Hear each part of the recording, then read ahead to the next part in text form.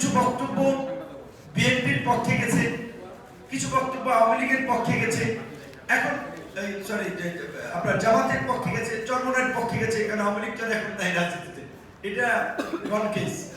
সেক্ষেত্রে অনেকে মনে করছে যে আমাদের মধ্যে বিএনপির সাথে জোট হয়ে গেছে, সমঝোতা হয়ে গেছে।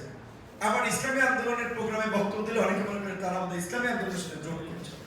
আবার জামাতের সাথে মিটিং করলে বলে তারা জামাতের সাথে জামাতের কোলে উঠে গেছে। নানা ধরনের একটা বিভ্রান্তি, এবং অনেকেই সোশ্যাল মিডিয়াতে এই ন্যারেটিভটা তৈরি করার চেষ্টা করে থাকে যে আমাদের নেতৃবৃন্দকে কালার করা মানে ডিফেম করা, মানে তো দলকেও ডিফেম করা, যে না তাদের দলের পজিশন বারবার চেঞ্জ হয়, তারা সকালে বিকালে বদলায়, দিনে দিনে বদলায়। আচ্ছা, এইরকম কি হয়, কেউ যে সকালে একটা বক্তব্য দিচ্ছে, বিকেলে একটা বক্তব্য দিচ্ছে, ইউজুয়ালি আমাদের কোনো একটা বক্তব্য আছে, আমরা আজকে যেটা বলছি কালকে সেটা বলি না, এরকমের কোনো পজিশন আছে? নির্বাচনের প্রশ্নে বিএনপি একটা প্রধান বৃহৎ রাজনৈতিক দল হিসেবে তাদের একটা পজিশন ছিল, ডিসেম্বর কেন্দ্রিক তারা নির্বাচন চেয়েছিল। সেখানে বিভিন্ন রাজনৈতিক দল, এমনকি জামাতের আমির দেখেন, তারাও কিন্তু একাধিকবার মিটিংয়ে নির্বাচনের বিষয়ে বলেছে যে মাঝখানে লন্ডন সফরের পরে ফেব্রুয়ারিতে নির্বাচন হলে আমাদের আপত্তি নেই, আমরাও রোজা ঈদের আগে নির্বাচন চাই। তারপরে সরকারের পক্ষ থেকে বলা হয়েছিল ডিসেম্বর থেকে জুনের মধ্যে, সেখানে সরকার পজিশন কোথায় কোথায় চেঞ্জ করেছে। একবার তারা বলেছে যে আমরা যখন সব দল বলেছিলাম যে নির্বাচনের ডেট নিয়ে একটা সন্দেহ সংশয় হচ্ছে, সো একটা মাস যদি আপনি সুনির্দিষ্ট করেন ডিসেম্বর থেকে জুনের মধ্যে, তাহলে মানুষ কিছুটা বোধহয় রাজনৈতিকভাবে রাজনৈতিক দলের নেতারা একটু স্বস্তি পেতে পারে। তো প্রধান উপদেষ্টার পক্ষ থেকে বলা হলো এপ্রিলে নির্বাচন দেবে। তার কয়েক মাস পরে আবার লন্ডনে যারা তারেক রহমানের সাথে আলোচনা হয়েছিল, সেখানে বিএনপির প্রস্তাব কিংবা বিভিন্ন প্রেক্ষাপটে সরকার বলেছে যদি বিচার এবং সংস্কারকে এগিয়ে আনা যায় তাহলে ফেব্রুয়ারিতে নির্বাচন হতে পারে। আবার কিছুদিন পরে শফিক ভাই প্রেস সেক্রেটারি সরকারের, সে বলছে ডিসেম্বরের মধ্যে নির্বাচন করার জন্য প্রস্তুতি নিতে বলা হয়েছে।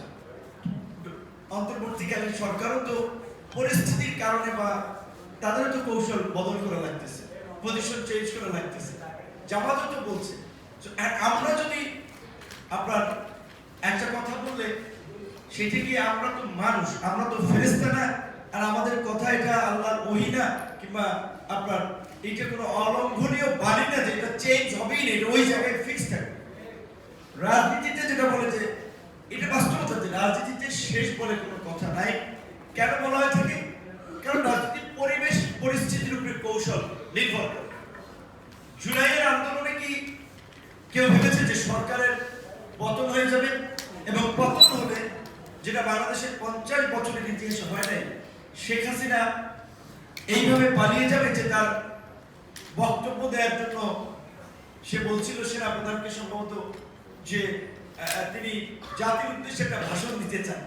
তো গ্রামে একটা ডায়লগ বলে যে আপনার কি মানে কি বলে যে খরাত লাগবে না কুত্তা সামলা, মানে দেখা যায় যে বাড়ির থেকে অনেক সময় ভিখারিরা আর কি ভিক্ষার জন্য গেলে যেগুলো কুকুর থাকে অনেক সময় ঘেউ ঘেউ করে, তো কিংবা অনেকের দিকে তেড়ে যায়।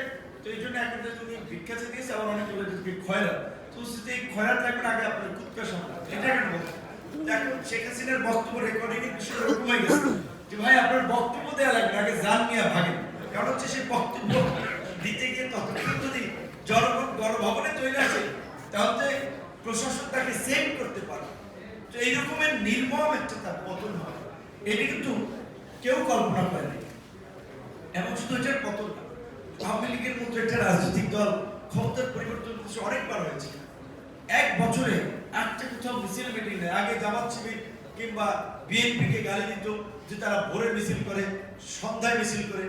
তারা তো সন্ধ্যায় না, ভোরে না, তারা ভোর রাতে মিছিল করে, মধ্যরাতে মাঝে মাঝে আওয়াজ দেয়। কিন্তু প্রকৃত অর্থে তাদের এটি কিন্তু তাদের মনে আতঙ্কটা আছে যে জনগণ যেভাবে ক্ষুব্ধ, এবং এই জুলাই গণ অভ্যুত্থানে জনগণ রাজনীতির বাইরেও যেভাবে ঐক্যবদ্ধ হয়েছে। সো এইখানে রাজনৈতিকভাবে প্রশাসনিকভাবে যদি তাদেরকে স্পেস দেওয়া হয়, জনগণ তাদেরকে ক্ষমা করে না, যে কারণে তারা আপনার ওইভাবে ওপেন রাজনৈতিক কর্মকাণ্ড কিন্তু করতে পারছে না। তো সেই জায়গা থেকে আমাদের পজিশন পরিষ্কার যে আওয়ামী লীগের রাজনীতি আমরা নিষিদ্ধ চাই, কিংবা আওয়ামী লীগ এদেশের রাজনীতি করুক, এই শহীদদের রক্তের উপরে পাড়া দেয়া এটা আমরা চাই না।